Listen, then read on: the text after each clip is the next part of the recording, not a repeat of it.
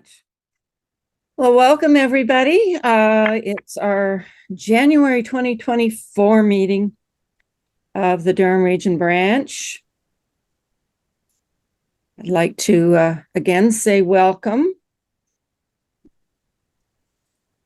And first, I want to apologize for the sound and our speaker problems at our December meeting.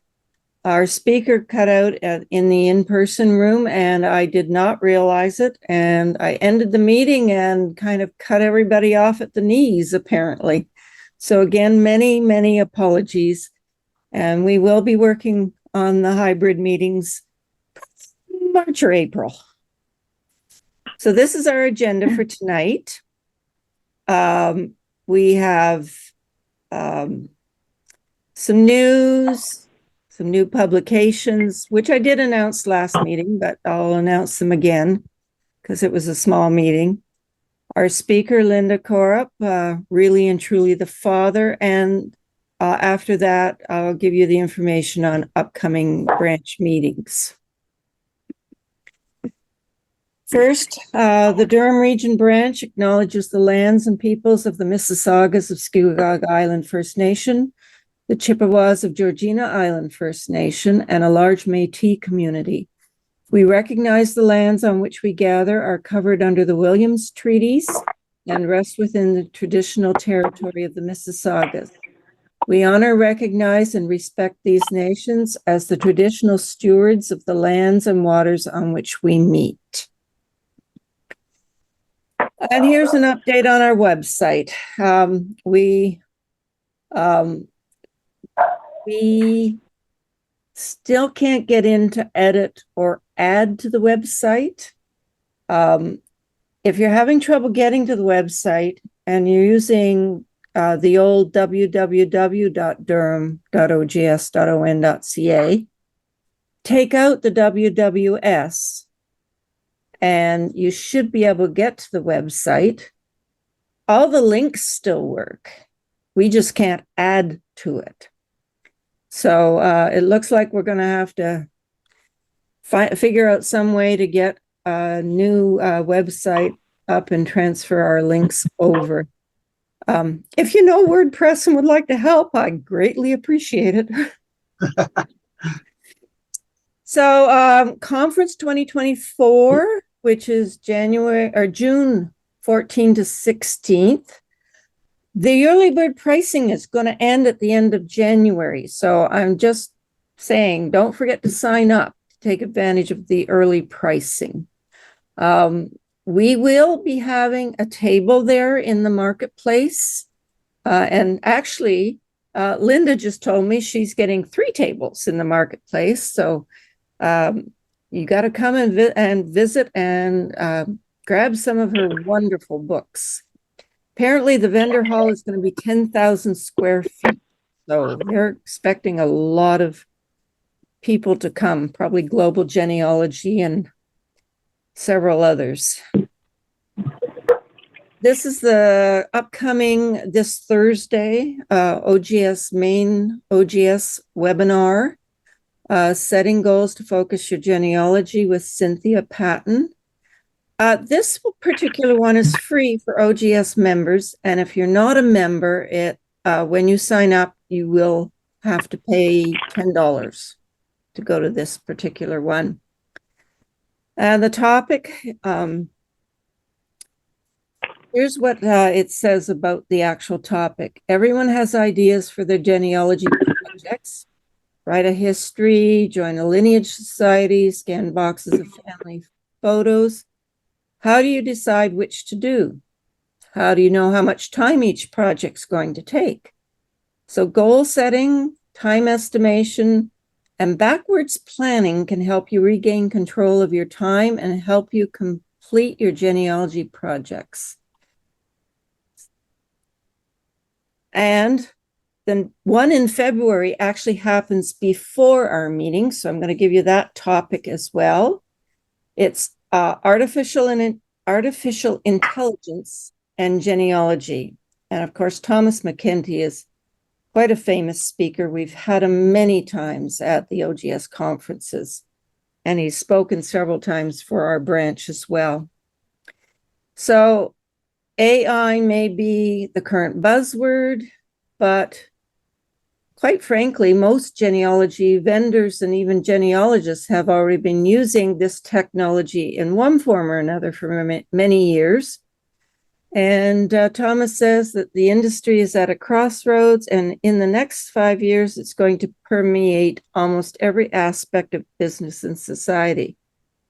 So come and learn how artificial intelligence is currently being used to improve the genealogy experience. So that's very interesting.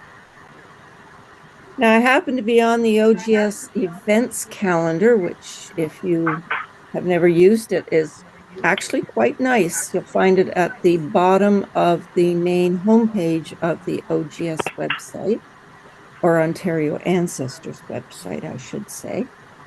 And I noticed that Niagara Branch has got Mark Olson from Mac Kiev, who has the Family Tree Maker program, and they're going to talk about what's new. So if you have Family Tree Maker, you may want to sign up for this particular meeting, and it's January the 19th at 7 p.m. Just go to the events calendar to find sign up. Another bit of news, I was reading my Toronto branch newsletter, 6 months late, I grant you. But Toronto branch is partnering with the Anglican Diocese of Toronto Archives. They have an exciting project that, oh dear, I've got an echo. Okay, what can I do about it? Not everyone is muted. Okay, so if you have your microphone on, please mute it so that we can get rid of the echo. The branch has provided a $2,000 grant and loaned a laptop and scanner to do the work. The equipment is now set up at the archives, which is on Adelaide Street East in Toronto. And they're looking for volunteers for two different phases.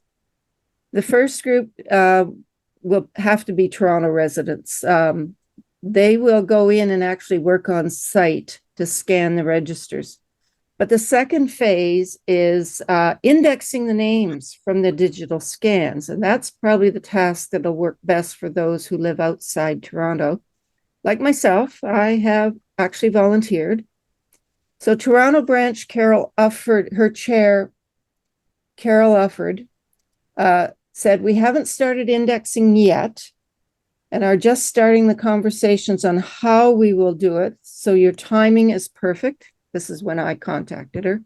"I'll be in touch when we have something set up, hopefully in the first months of 2024. And she said, "Yes, please advertise this to your members. Many hands make light work. So if you're interested in helping, you can let me know, or you can let Carol Ufford know." She would be Toronto branch chair at ogs.on.ca, probably. Now you're saying, well, what do I care about the Toronto Anglican Archives? Well, this is why you care. It isn't the city of Toronto. The Diocese of Toronto, it's huge. We've got the counties of Peel, Simcoe, York, Ontario, Durham, Victoria, Northumberland, and Peterborough, and Haliburton. So we're smack dab in the middle of the area. And I think that it would be a great idea if we could get some of the Durham branch members helping. Now, back in February 2022, we had Claire Wilton, the archivist. She came and spoke to us about the records that they hold in the archives. Now, the recording of that presentation is in the members only section of our website, and yes, you can still get to it. In case you don't know, And you've used the county marriage registers and the district marriage registers for those early marriages. The Anglican Church, they didn't send a copy of their registers to the county clerk. So those marriages aren't in those volumes that you're used to using. So if your ancestors were married in an Anglican church or were Anglican, these registers are going to be priceless once they get indexed. I can't emphasize how much it will be great. Now, my next piece of news involves my Heritage and Legacy Family Tree webinars.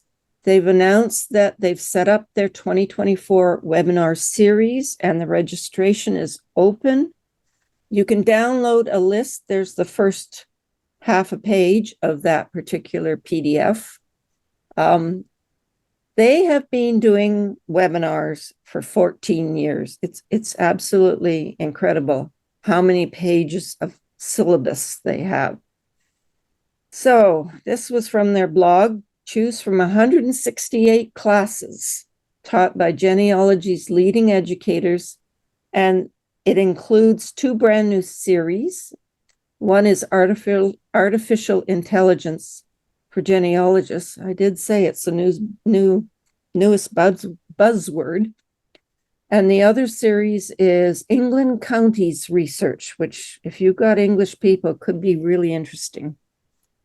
And don't forget, a lot of those webinars are free for the first week, and they're free to sign up.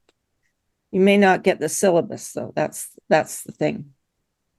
Now, for the second straight year, Elizabeth Shone Mills returns for the members-only series called The Best of Elizabeth Shone Mills, Genealogy Problem Solving.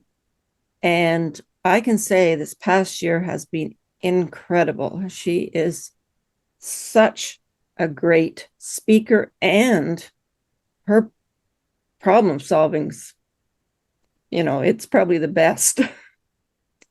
So they've got 112 speakers from 14 countries, all involved in this, including Nathan Dillon Goodwin, who's a genealogical crime mystery author, and Steve Little, who is the Artificial Intelligence Program Director of the National Genealogical Society down in the States.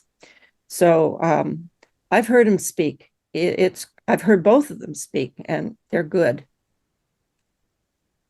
Now, just in, I've got notice that there's a new 3-class workshop organized by 3 Canadian professional genealogists. It's called From Genes to Family Trees, Maximizing Your DNA Results.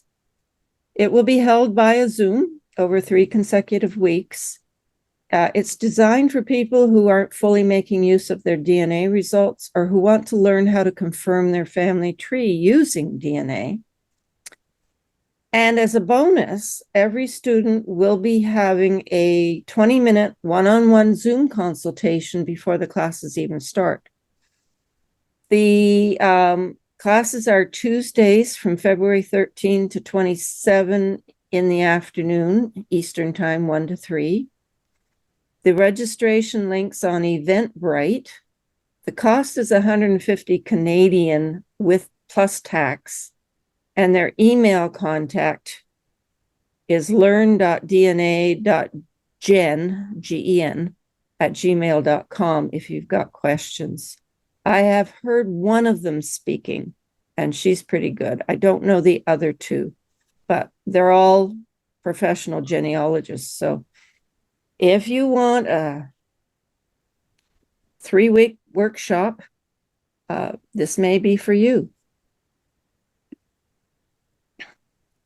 In local news, the Uxbridge Genealogical Group will be meeting Thursday, January 18th in the Uxbridge Public Library, and the topic is going to be the journey to Upper Canada.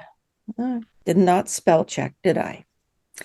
They charge a $5 fee at the door. And if you want a Zoom link, you have to be a member for $25 a year.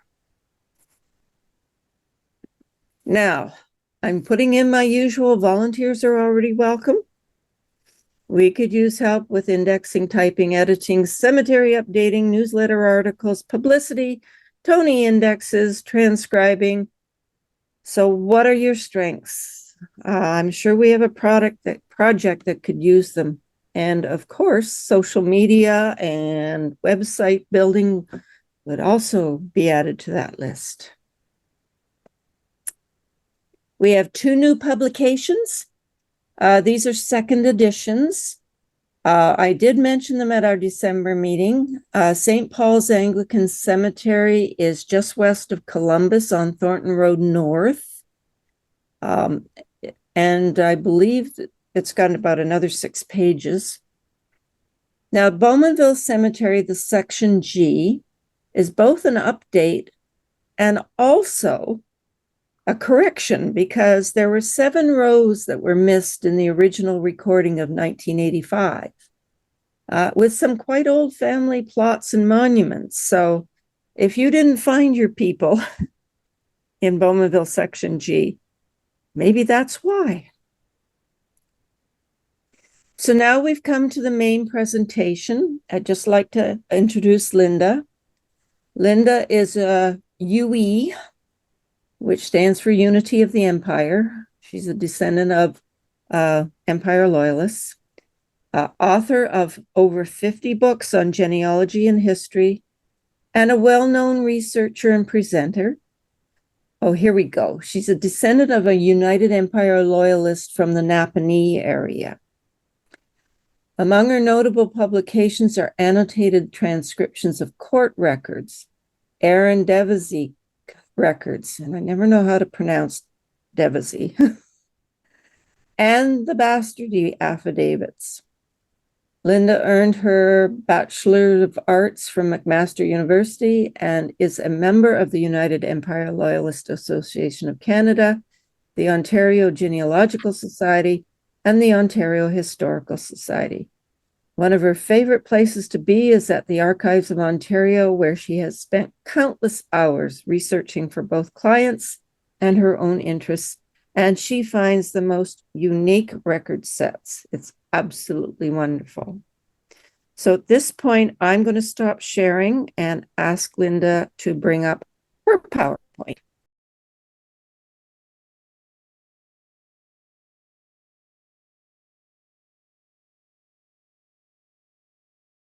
Let's continue there.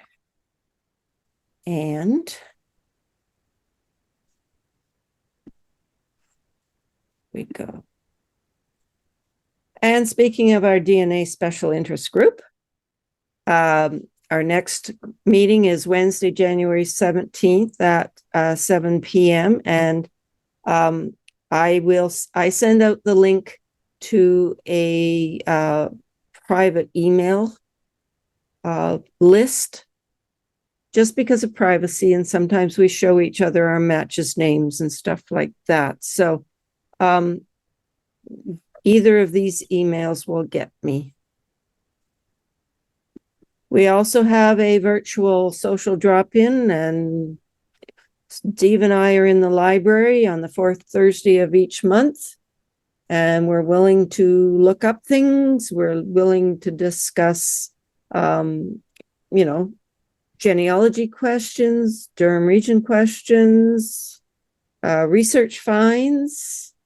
And as I say, we're there in our library, so we can do lookups as well. The sign-up link is on the Ontario Ancestors events calendar at the bottom of the homepage. Everyone is welcome. Please don't be shy. And speaking of our library and research room, we are open usually Tuesdays and Thursdays. It's by appointment only. For instance, today, if we got someone dropping by, they wouldn't have been able to get into the church because the church secretary wasn't there.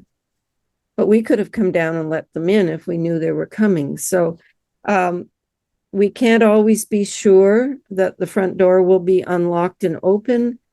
So please contact Stephen Wood at Durham Research at ogs.on.ca and actually set up an appointment. But we'd be happy to see you. even if you just want to come and browse the library. We love visitors, put it that way. So next month, we have Dave Obie. Many of us have cousins in the other country, being US, and many Canadians and Americans have family members across that long undefended border. This particular talk gives some examples of cross-border ties along with advice on how to search in the other country. It could be that clues in one country can help solve genealogical mysteries in the other. And yes, DNA testing is helping us to find relatives we did not know we had. And I have that prime example. My bush was from New York State. March, I haven't heard back yet. I'm trying to book someone to talk about Camp 30, which was a POW camp in Bowmanville. And I hope to hear back soon. April will be a hybrid meeting. Our speaker will be Cher Latouche. She hasn't told me her topic yet, but she wants to come in person because she wants to see everybody. So I invite you to attend in person in April. And in May, we've got Beth Adams, who is giving me the title, Following the Trails of the Betts Bibles. And she made the comment to me, it took close to 20 years to follow the trail from a Betts family Bible in Pickering to an older one in California that led back to family roots in colonial Connecticut. So it's really very interesting that it ties into the Durham region very nicely. As always, if you find what the branch has been doing and the speakers that we have scheduled are valuable, we invite you to go to our donation button on the website, which is active. You can do that. If you get, I believe it's over $20, you will get a tax receipt automatically by email it right after you make the donation. We use CanadaHelps.org. Here's our contact information. And instead of putting up the thank you for attending slide, I'm going to stop sharing and declare the microphones open. Any question anybody wants to bring up, we'll be happy to try and answer or comment on. So, oh, I got Pat saying, you do so much volunteering. How is my own research? Well, let's say that the DNA is certainly being helped a lot by Steve. He gets. Well, he ran the last meeting, didn't he? The DNA. Yes, he did. Big meeting, yeah. He ran the last DNA special interest group meeting, definitely. He gets into a problem, doesn't matter whether it's DNA or genealogical research. And boy, he just digs in there and goes great guns. I have to admit that the DNA stuff I find very interesting. I've been doing far more of it than I've been doing in genealogical research. But I have to admit, the being chair keeps me very busy. Is there anybody else who would like to turn on their microphone and or camera, whatever, and ask a question or make a comment or tell us what your latest research has found? I'll comment about Cher. I visited her down at the local Legion here in Bowmanville, and she's now in charge of, I guess, the historical displays, and she put up a great one for Remembrance Day before, I guess, but recently I was down there and she had a display about the Battle of the Atlantic. Oh, and she's still looking for, she's hoping to get an airman's, well, a Canadian airman's uniform, the blue uniforms that were used during World War II. okay, I have to look in the cupboard behind me. I have my dad's uniform, but I'm not sure whether it's from World War II or whether it's from when he was running cadets at his high school. Yeah, but she's very busy. She just has published her second novel, and has Oh yeah, advertised it a on her site. fictional novel. That's what it sounds like. This is her second novel, as far as Oh I'm wow, concerned. So she she's has probably many. forgotten about her promise to us. We better Oh, ask her again. I'll be reminding her. There's Okay. no problem there. And my funny name, Dandy, is just because I had to use two computers one time, and I had to have Oh, a different name on each computer. So that's why I have this silly name on oh, here. I just thought you He were. is dandy, though. Oh, thank you, Anne. He definitely is dandy.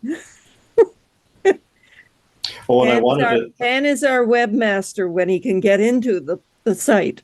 Mhm. I'm afraid the password they sent me doesn't work, and I've sent back information or further requests, but there's been no answer.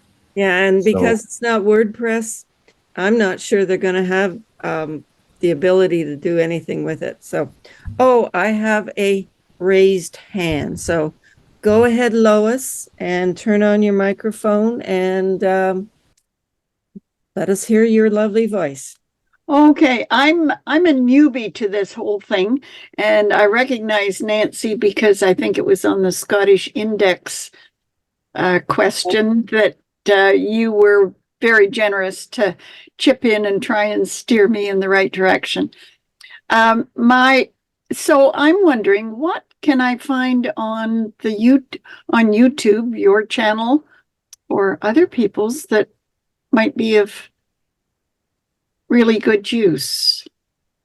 I suppose in instruction, ideas like Linda was telling us what she had found. I'm in Kingston, so travel to the archives in Toronto is really not possible for me. Any hints about what I can find from my sitting at my computer here would be. Linda, is there any actual data on the website other than the catalog? Do you Most of the data that the Archives of Ontario has put up is on Family Search. They have a contract with Family Search. So Okay. you will find films on that site that are from the Archives of Ontario. For example, the township papers. Do you know what they are? I've heard of them. I have not delved into them. Okay, the township papers are a collection of papers that pertain to supposedly all the lots in Upper Canada. And it's usually the first people that were on them that these correspondence refers to. So it's kind of an artificial collection. They gathered all the documents and arranged them by concession and lot and township and then microfilmed them. So that microfilm is now available on Family Search. So that's one example where you don't have to go to the Archives of Ontario. There's another thing called the Ontario Archives Land Record Index, which is really helpful. It's a list of all the first owners of every lot in the province. And that is on microfiche at the Archives of Ontario, but I understand that Toronto branch is digitizing that and it's going to be available. Oh, cool. You're talking about the land index microfiche from about 35 years ago, right? Yep. Yeah. Some libraries, I believe at the time, every library in Ontario got a copy. Okay. That's not to say every library kept a copy. Yeah. I have actually seen it, I think at the Oshawa Library. Kingston Library might have it. So check with the library and ask if they've got the Ontario Land Index. Okay, thank you. Pretty sure that the library in Adolphustown, the UEL library, has a copy. That's not too far from Kingston. That's right. Yes. Yeah. And that gives you the reference to a collection of letters.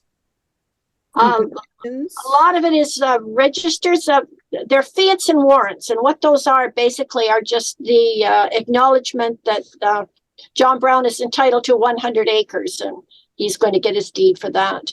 But it'll give you the location and why he's getting it, whether he's a military claimant or whether he's a son of a loyalist or whatever. Yeah. Okay. The other thing is that the Kingston branch may have some Ontario-wide resources that were published by OGS and probably other historical societies and what have you. They might be worth asking their researcher if there's anything at the Kingston Public Library that might Yes. be. I am a member and I haven't followed up on all the resources. So Yeah, I am constantly surprised by what we have in our library. okay. Constantly. That's good news, Nancy. Queen's Yeah. Thank you very University much. Library is good too. Thank Which you one? very much. So I will pass it over to somebody else. I see other hands up. Okay. I can't see the names. Let me just, how do I? There's Bob Bell. Okay, Bob He's Bell. been waiting. Okay, Bob. Oshawa Library does or did have that. I've looked at it in the past, the registry, microfiche. And question to Dan, is she looking for a donation of Air Force, or is it just for a short term? Oh, there, I've unmuted. She would like a donation. She has the naval one and the army one, and so she can suit up a mannequin. Yep. That's the idea. Every time she sets up a display, she'd like to have these uniforms, I suppose. But yes, she would like a donation. I might be able to arrange a short-term loan, but not a donation. Sorry. Okay, can you get in touch with her? Because she is on Facebook, isn't she? Yep. Yeah, I've got her email. Okay, that's all I had to ask. All right, see Ann's hand is up too. Who did you say, Dan, that there's And Anne has her hand up. Well, go on to Marie, because I was so interested in what the other people were saying. I forgot what I was going to ask right now. It'll come back to you, maybe at midnight, but it'll come back to you. Marie Craig, if you could unmute. Yeah, I'm unmuted. I could not find anywhere where the chat where your questions were, but anyway, I managed to figure out how to raise the hand. But wanted to ask the presenter that I sent an email, but I could probably send it to you. My children's great grandfather was illegitimate, but he went into World War I. Would he had to have had a registered birth certificate for World War I, and he also was in World War II, and then he eventually found out from his grandmother who his father was, at least we think so, because he changed his name to the father's name. So we're trying to figure out how to prove that that's actually correct, because nobody's showing up in the DNA. You know what I mean? That links him that way. And I thought there's got to be some record somewhere because of all the official stuff. Like he even had his name changed to his father's name officially, I believe. Okay, and this is in Ontario, or is This it is in Ontario? He was born in Hamilton. Okay, And I believe the father was from Hamilton as well. So he was born illegitimate in 1896 and then officially changed his name early 30s somehow. So I thought there's got to be, well, we're not quite in 1930 yet, so I don't know whether those records would be open, but there's got to be some way to prove with all the things that he did officially in that area. And I just wondered if there's anything you can help us with. I had no idea that when you went to the army, you had to provide a birth registration. Is that correct? Well, no, I'm asking you if he would have. Oh, I've never seen that before.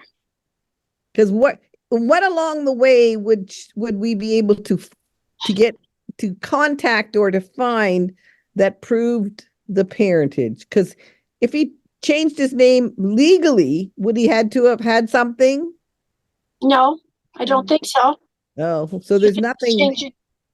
Change your name to whatever. Yeah, Isn't as long that- as long as it isn't an attempt to deceive people, you're allowed to change your name. And I think you just have to make an application to a court of some sort to do it officially. And of course, early 1900s, they probably didn't even worry about going to a court and doing it. They just did it. A lot of them would have done that. I'm confused by there's no DNA trace. Does that mean that they don't have a sample of the father's DNA to compare? Well, what happens is I'm looking for descendants, right? And I think the Yes. man that fathered this child had two daughters, but they never had any children.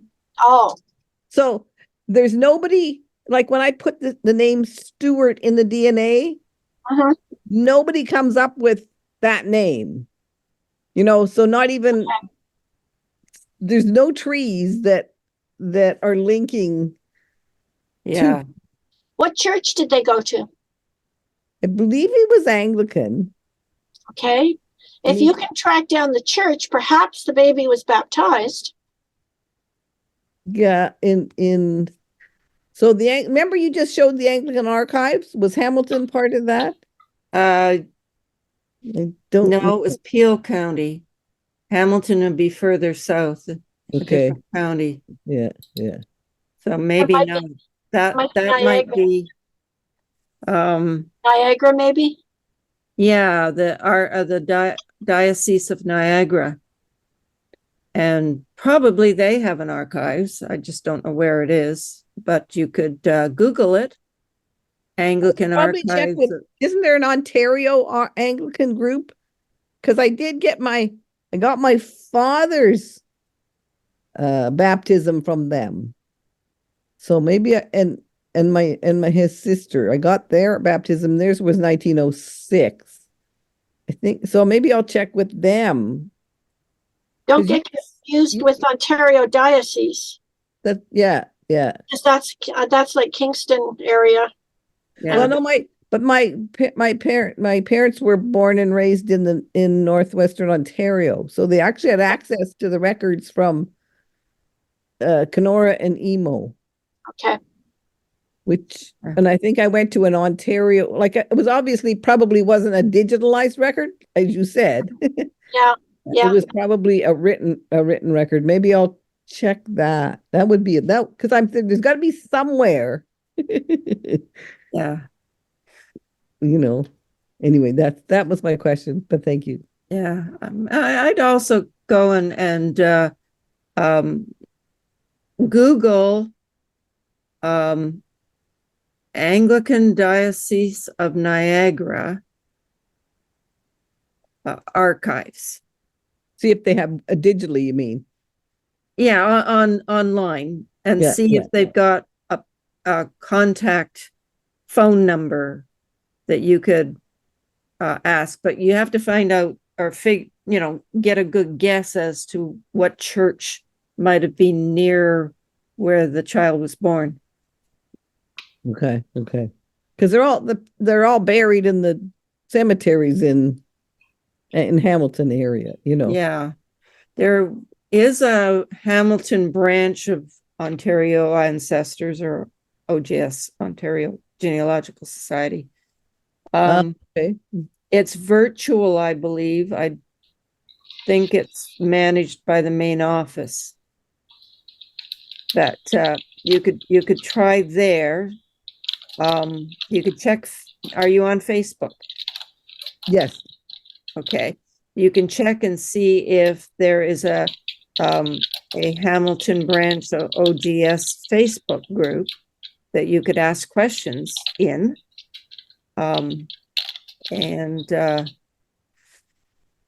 Maybe there's historical society down in Hamilton too that might be able to refer you, information about churches in the area. The Hamilton Public Library has a terrific collection of items. I think I might try and contact them if I were her. Yeah, okay. Yeah. Good suggestion. I actually went there because I wanted to see if I could find his mother's obituary.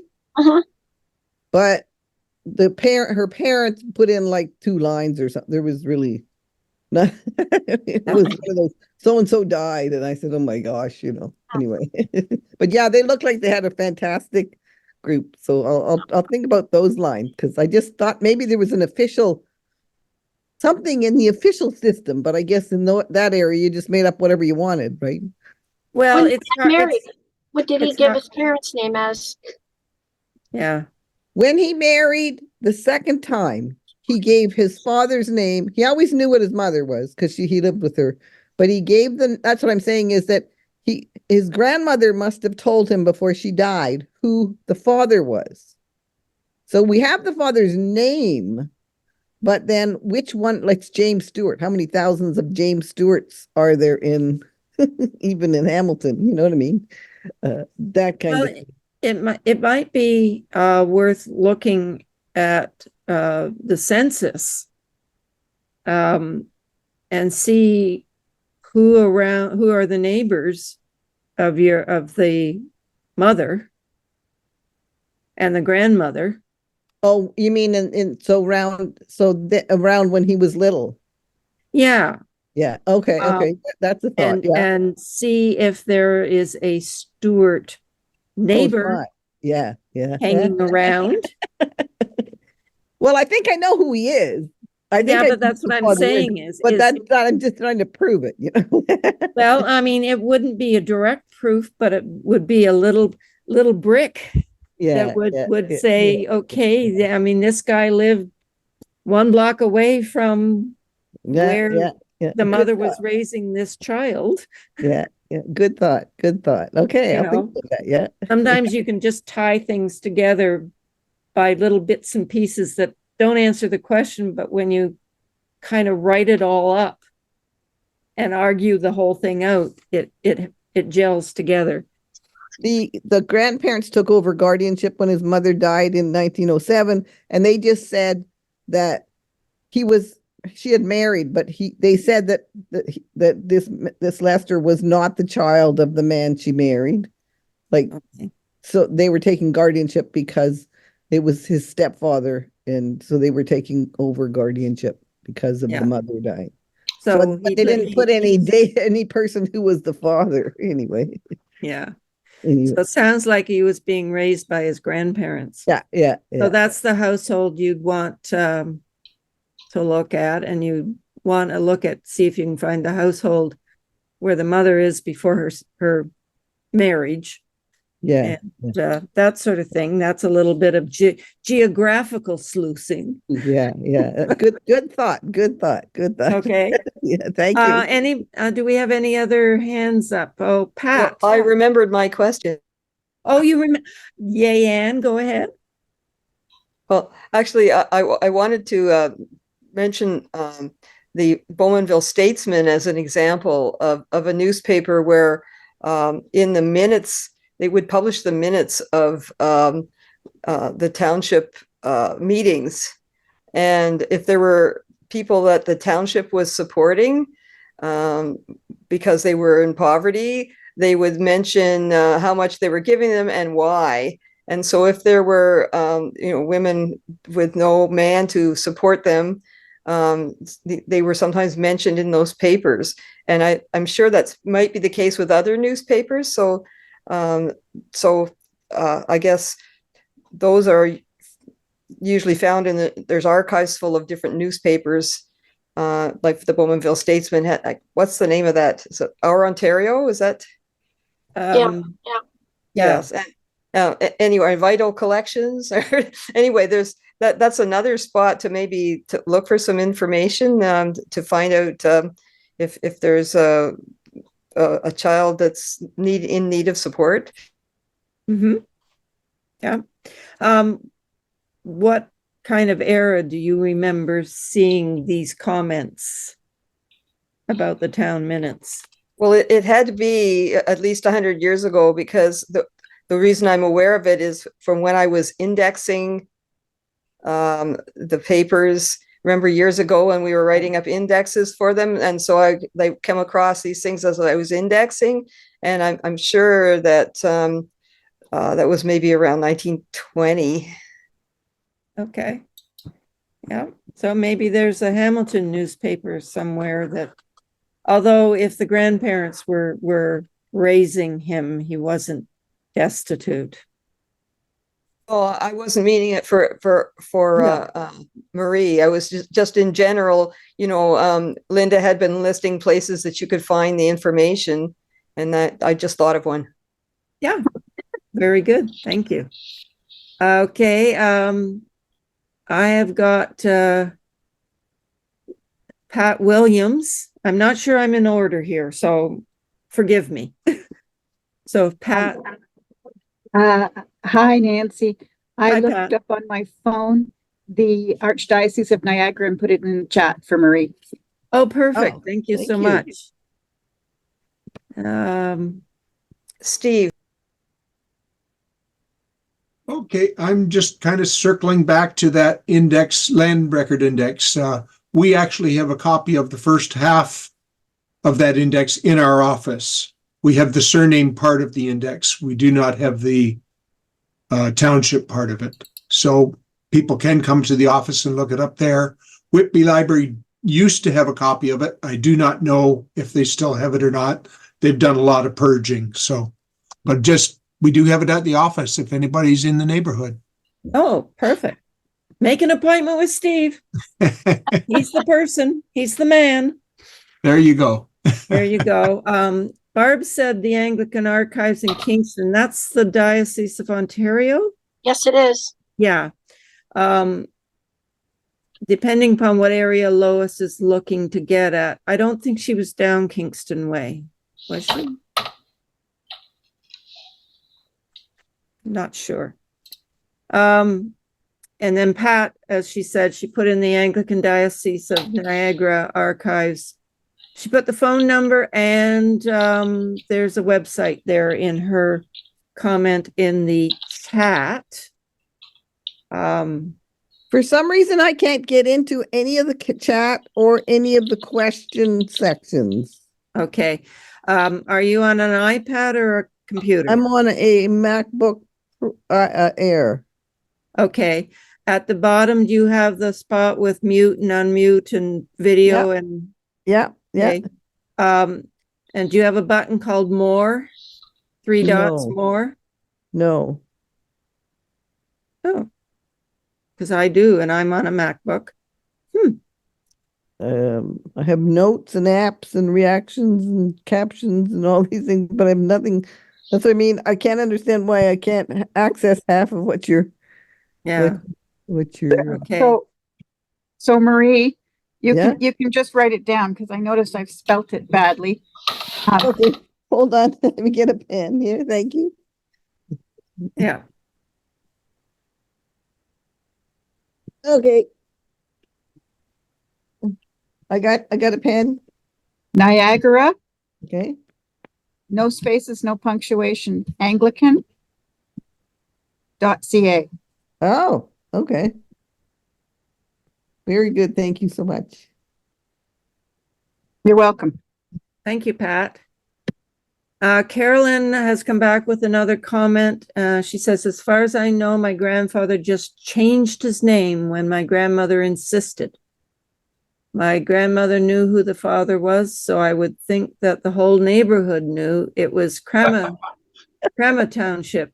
I can't pronounce that. It's so weird spelling. Crammy. Crammy Township, which is Northumberland County. I know in a person 18 from there. In 1860, not that many people living around there, I guess. And yeah, small towns. You gotta love them. They know everybody's business. That's true. It is true. And in 1860, yeah, changing his name would just be a matter of starting to use with the new name and forget the old one. So, yeah. Well, thank you, Carolyn, for your comments. That was very interesting. Now, who's still got their hand up? Anne does and Marie do, but I think they may have just forgotten to take that. Oh, I don't know how. And then- Lower the hand. There we go. Yeah. And you did that. Okay. I don't see anybody else. So I'll call for it for the last time, and if not, I'll give it 2 minutes, and if not, then we will end our meeting. It's pretty close to time anyway. Well, thank you, Pat, for your comment.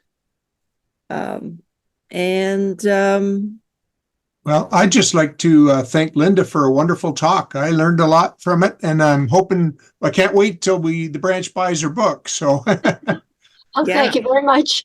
yeah, if the postage wasn't so much for in Canada to mail the darn thing, we'd have had it long ago, but we're kind of hoping to pick it up at one of the meetings type of thing. Conference. At a conference, yeah. Absolutely. Yeah. But thank you again. It was a great talk. Oh, thank you. It was, and I thank you as well, Linda. And Thank you, Nancy. okay, Thanks for asking it. not seeing any more comments or hands up, I will declare the meeting ended. And thanks everybody for coming. It was a great turnout. Yes. Thank you. Stop the recording.